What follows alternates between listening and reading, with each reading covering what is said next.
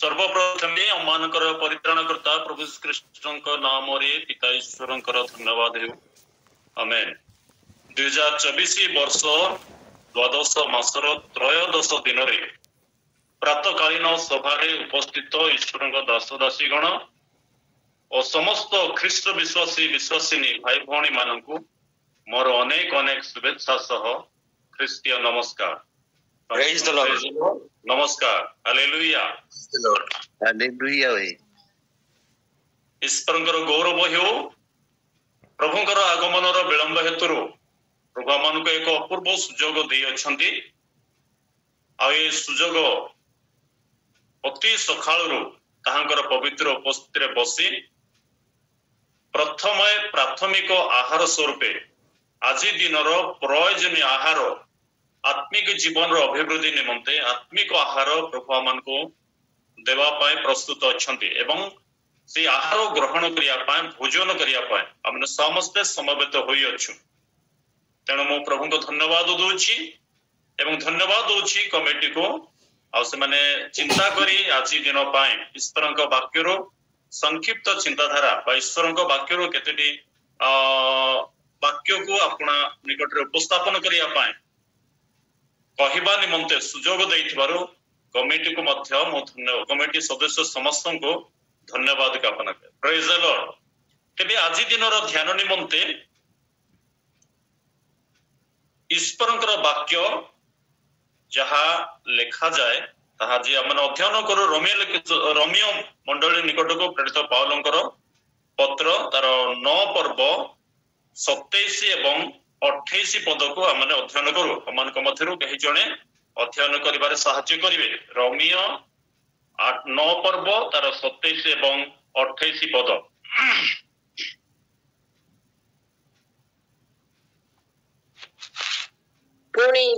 पुणी जिसिय इस्राएल संबंध रे उच्च स्वर रे कहंती इस्राएल रो संतान मानक संख्या समुद्र रो बाली परी हेले सुद्धा केवल अवशिष्टांश परित्राण प्राप्त हेबे जेणु प्रभु पृथ्वी रे अपना वाक्य साधन करिवे से ताहा संपूर्ण रूपे संक्षिप्त रे करिवे। ओके तबे मो थरे मध्य पढिया पय चाहिबी। पुणी जिसाय इस्राएल संबंध रे उच्च स्वर रे कहंती इस्राएल रो संतान मानक संख्या समुद्र रो बाली परी हेले सुधा केवल अवशिष्टांश परित्राण प्राप्त हेबे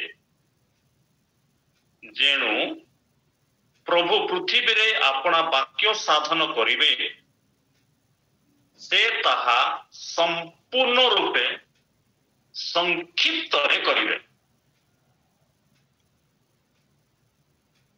प्रेज द लॉर्ड। प्रभु अपना वाक्य साधन करिवे केमिति ना से ताहा संपूर्ण रूपे संक्षिप्त रे करिवे अल्प संक्षिप्त रे करिवे। प्रभु का नाम धन्यवाद हो जे इस्राएल लोक मान संबंध रे आमने शिखी आसो शुणी आसीछो जो समय से माने मिस्र देश रे रही से समय ईश्वर मूसा एवं हारून को नेतृत्व रे इस्राएल रो समस्त को छोट बड़ समस्त को मिस्र देश रो बाहर कले। हालेलुया। काहाकू से रहिबाकू देले नाही। जण इस्राएल लोक मानक मध्यरु जणकू सुधा से मिस्र देश रे रहिबाकू देले नाही। समस्त को तांकर अनुग्रह रे आह्वान कले आगो को डाकिले किंतु प्रतिज्ञातर देश मध्य को पहुंची बारे संक्षिप्त हेले। तार कारण आमने समस्त जानू जे सेमाने ईश्वरंक प्रति विश्वस्त रहिले नाही। बचस्सा कले अविश्वास कले अविश्वासर कर्म कले जो ईश्वर अल्प लोक से स्थान को जीवारे साहाଯ୍ୟ कले बा से अल्प लोक पहुंची पारे से लिखाई इस्राएल जिसाय भविष्य वक्ता एक कथा कहते इस्राएल संबंध उच्च स्वर कहले से ना इस्राएल लोक मान संतान इस्राएल संतान मान संख्या समुद्र बाली परी हेले हैं केवल अवशिष्टांश रक्षा पाइले कहीं यार कारण कौन ना यार कारण जदि आम खोजु तेबे माथ्यु सार 22 पर्व 14 पदरे प्रभु ये कथा कहउछंती कारण अनेक आहूत किंतु अल्प मनोनीत प्रिय लोक माने प्रभु मन का आशीर्वाद करंतु अनेक आहूत अल्प मनोनीत तेबे आजिर यही प्रसंग उपरे बा यही अध्ययन उपरे बा यही शास्त्रांश उपरे मोताको एभली सेति पाए मनोनयन करिछि कि प्रसंग भावरे अल्प मनोनीत अनेक आहूत अल्प मनोनीत तार प्रसंग ये भाव रखी अनेक आहूत अल्प मनोनीत मन रखा आम माथ्यु सुसमाचार जो 22-14 मान अध्ययन करूँ अनेक आहूत अल्प मनोनीत प्रभु नाम धन्यवाद हो कहीं प्रभु तो आह्वान कर जमती माथ्यु सुसमाचार 11 पर्व तार 38 पदरे हे परिश्रांत भारग्रस्त लोक समस्ते आंभ निकट को आस मु तुम मान को विश्राम देवी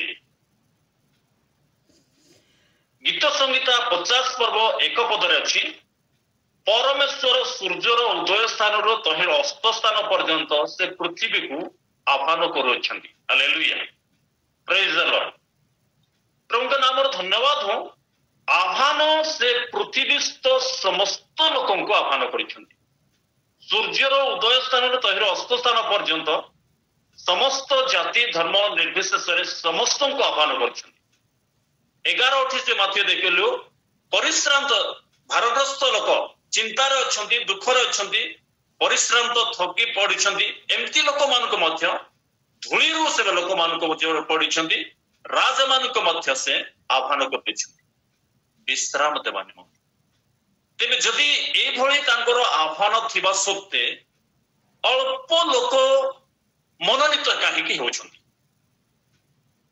कारण जे तांकर राज्य कौन स्थान ना कि ईश्वर राज्य रे समस्त जिते लोक से आह्वान करुँच समस्त कौन स्थान नियंट कि अभाव अच्छी कि नाई प्रिय लोक माने ईश्वर राज्य रे स्थान अभाव ना कारण यूहन्ना के सुसमाचार 14 पर्व तार 2 पदरे मैंने शिक्षा करेछु ना मोर पिता गृह रे अनेक वासस्थान अच्छी हालेलुया प्रेज द लॉर्ड कहउचंती यीशु कहउचंती मोर पिता गृह रे अनेक वासस्थान अच्छी पृथ्वी रे जिते लोक माने अच्छो समस्त स्थान होई आ बल का हालेलुया प्रेज द लॉर्ड प्रभु का नाम धन्यवाद हो ईश्वर राज्य छोट नुहे प्रभु राज्य स्वर्ग राज्य छोट नुहे स्थान अभाव ना अनेक गृह अच्छी हालेलुया एवं से समस्त को आह्वान किंतु आह्वान उपरे अल्प केतेक लोक मनोनीत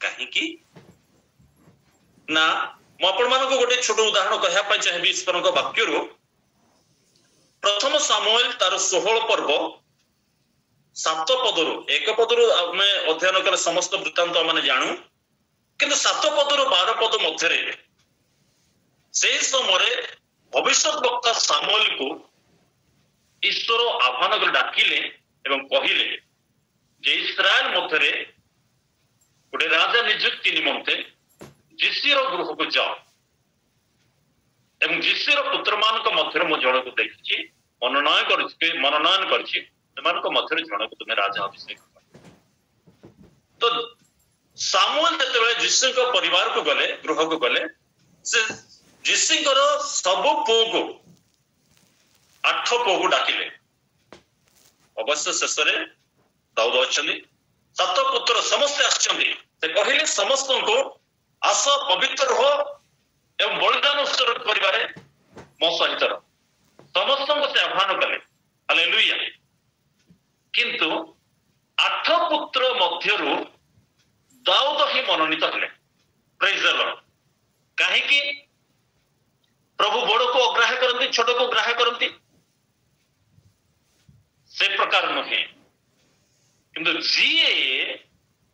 जे कौन सी व्यक्ति ईश्वर को मन जानी आपण को प्रस्तुत करे ईश्वर ताको ग्रहण करेंगे प्रेज द लॉर्ड से मनोनीत हेबो कोथि पे ए पृथ्वी ईश्वर राज्य पाए ईश्वर गृह पाए ए गृह रु ईश्वर गृह निमंते ए राज्य रु ईश्वर राज्य निमंते मनोनीत हो पारे आह्वान पृथ्वी रे करती एवं आह्वान प्राप्त हैला परे जदि ईश्वर संतोषजनक जीवन यापन करिवो ताले ईश्वर ताकू तांको राज्य रे स्थान देबे प्रेज द लॉर्ड प्रभु को नाम धन्यवाद हो तेरे ये जो कथा को जदि हमने देखुचो जे इस्राएल लोक मान विषय अनेक समुद्र बाली पर हेले अल्प संख्यक परित्राण प्राप्त हेबे तो प्रिय लोक हमने जानो जे प्रथम से जिहुटी लोक मान विषय लिखा अछि से माने तांको अग्राह्य करिसते तापरे हमनक पाखक परित्राण आसी अछि प्रेज द लॉर्ड एक कथा हमने समस्त जानि अछि जेमति जोहनक द्वारा प्रचारित होइते प्रचार होइतिला सेमति यीशुक द्वारा मध्य प्रचार होइतिला किंतु से समय से अग्राह्य करने द्वारा आज आम सुजोग पाइछु किंतु आम जो सुजोग पाइछु तार सद्व्यवहार आम को करने को हालेलुया तेरे आम धर्मपरायण जीवन को समस्त दिन समस्त समय अनुध्यान करने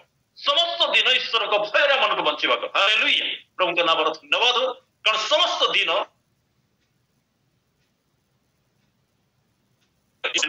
कारण प्रभु आगमन केते क्या जना ना कि प्रभु आगमन अवश्य हम हालेलुया प्रभु नाम धन्यवाद हो प्रभु आगमन अवश्य निराट सत्य आगमन करेंगे कि जो मैंने प्रस्तुत थे से भेटी पारे लोक कथा यह प्रस्तुत रहा जाग्रत रहा पवित्र होगा धर्म जीवन यापन करवा सत्य आचरण करेंगे न्याय रक्षा करवा हालेलुया न्याय रक्षा कर पवित्र होगा धर्म जीवन यापन प्रार्थना करवा एवं तांकर सेवा जहाँ मान जहाँ को जो सेवा नियुक्ति देइछन्ते विश्वस्त भाव आपण सेवा को संपन्न कर प्रेज द लॉर्ड प्रभु नाम धन्यवाद हो तेबे एभली भाव जदि हमने देखा पारिछु तो अनेक एथरे चेष्टा करिवे बिल्कुल जे से माने चेष्टा करिवे नाही से कथा नुहे मनोनीत आहुत पर मनोनीत हेबाक मध्य से माने चेष्टा करिवे ईश्वर को गृह को जेबाक चेष्टा करिवे ईश्वर को ठार रहिबाक चेष्टा करिवे किंतु पारिबे ना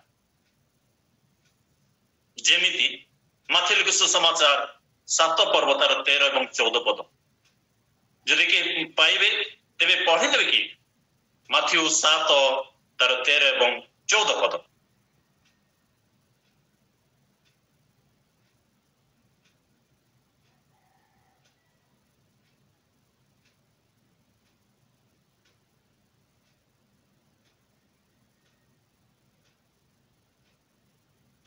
मो कथा शुभुची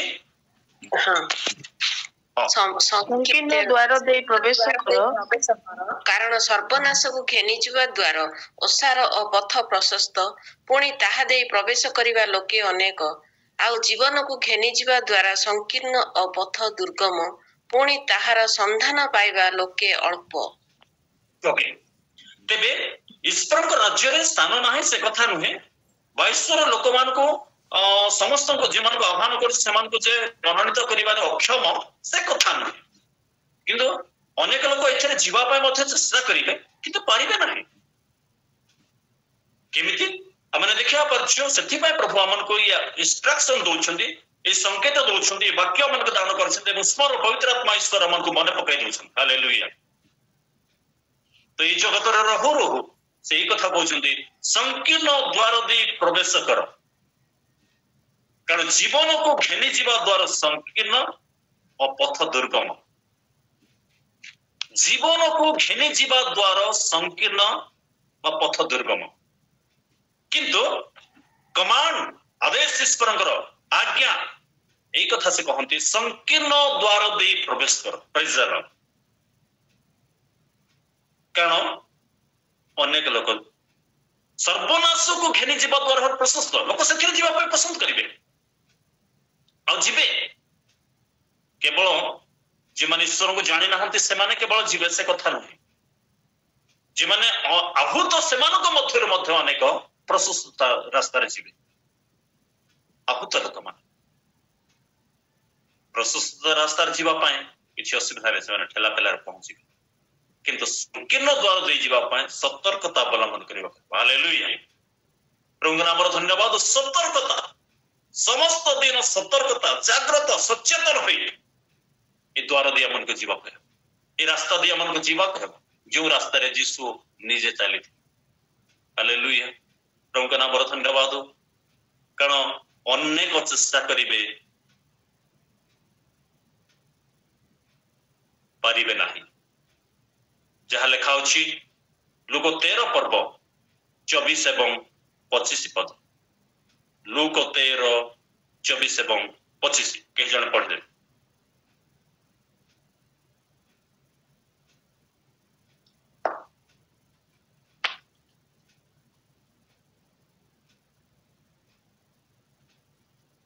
एभली भाव में पढ़ी दूसरी संकीर्ण द्वार दे प्रवेश करने को प्राणपण कर, कारण मु मन कहूँ अनेक प्रवेश करने निमंते चेष्टा करेंगे किंतु पारिबे ना। दुखर कथा। आज्ञा अच्छी आहूत लोक मान मनोनीत होगा निमंते ईश्वर गृह में पहुंचवा निमंते स्वर्ग राज्य रहा निमंते जेपरी आमने प्राणपण कर। Praise the Lord. अनेक चेष्टा करेंगे पारिबे नाही, पारिबे नाही, चेष्टा करेंगे। माथिल सुसमाचार 25 पर्व उदाहरण स्वरूप नहीं पारू। विवाह उत्सव को बर को भेटा विवाह उत्सव में बर को साक्षात करने 10 जन जाए पारे नहीं 5 जन अटकी गले। असतर्कता हो पारे, अज्ञानता हो पारे, अविश्वास हो पारे। जे भली भाव से मैंने प्रस्तुत हो रहा कथा से भले से मैंने प्रस्तुत हेले ना। अप्रस्तुत बर को साक्षात कर विफल कराई। ईश्वर दोष ना, दोष आम पाखर। प्रभु नाम धन्यवाद। तो मैंने देखा पारिचु तो ये भाव में प्राणपण करने को केमिति भाव ना जदि मैंने देखु अनेक चेष्टा करेंगे पारिबे ना, ताले किए पारिबो? एते कष्ट कि बिल्कुल ताहा ते कष्ट नुहे। जहाँ कष्टर विषय थिला ताहा प्रभु यीशु साधन करदेले। Praise the lord. क्रूसरे मृत्यु वरण करबा आपनर पाप निमंते क्रूसरे मृत्यु वरण करबा निर्यातन हेबा प्रहारित हेबा ताहा अति कष्टदायक थिला, असंभव थिला। मनुष्य पाखरे ताहा असंभव थिला। प्रभु ताको साधन करदेले। प्रभु यीशु ताको आपन शरीर बहन कले एवं से मुक्ति साधन करदे। Praise the Lord. प्रभु नाम धन्यवाद हो। एबे केवल तांकर निकटवर्ती हो रहिबा, समस्त दिन ईश्वर निकट रहिबा, जगतर पृथकीकृत हेबा, ईश्वर मनोनीत लोक हेबा, ईश्वर निकटवर्ती। कारण जे पर्यंत ईश्वर निकटवर्ती हेबा से पर्यंत ईश्वर आम सहित। हालेलुया। कारण याकूब 4 पर्व 8 पद रे कथा लेखा अछि बा ईश्वर एई कथा कहउछन्ति याकूब द्वारा ईश्वर निकटवर्ती मत हेरे से तुम मानकर निकटवर्ती। ଯେବେ ଈଶ୍ୱର ଆମମାନଙ୍କର ନିକଟବର୍ତ୍ତୀ ହେବେ, ଯେବେ ଈଶ୍ୱର ଆମମାନଙ୍କର ପଥ ପ୍ରଦର୍ଶକ ହେବେ, ଯେବେ ଈଶ୍ୱର ଆମମାନଙ୍କ ଅନ୍ତର ରହିବେ, ଯୀଶୁ ଆମମାନଙ୍କର ସହିତ ଆମର ପଥରେ ଯଦି ଚାଲିବେ, ତାହେଲେ ଆମମାନେ ତାଙ୍କ ରାଜ୍ୟରେ ପ୍ରବେଶ କରିବେ। ପ୍ରେଜ୍ ଦ ଲର୍ଡ। ପବିତ୍ର ଆତ୍ମା ଈଶ୍ୱର ଆମମାନଙ୍କ ସହିତ ଅଛନ୍ତି। ମନେ ରଖିବାକୁ ହେବ, ଆମମାନଙ୍କ ପବିତ୍ର ଆତ୍ମା ଈଶ୍ୱର ଆମମାନଙ୍କ ସହିତ ଅଛନ୍ତି।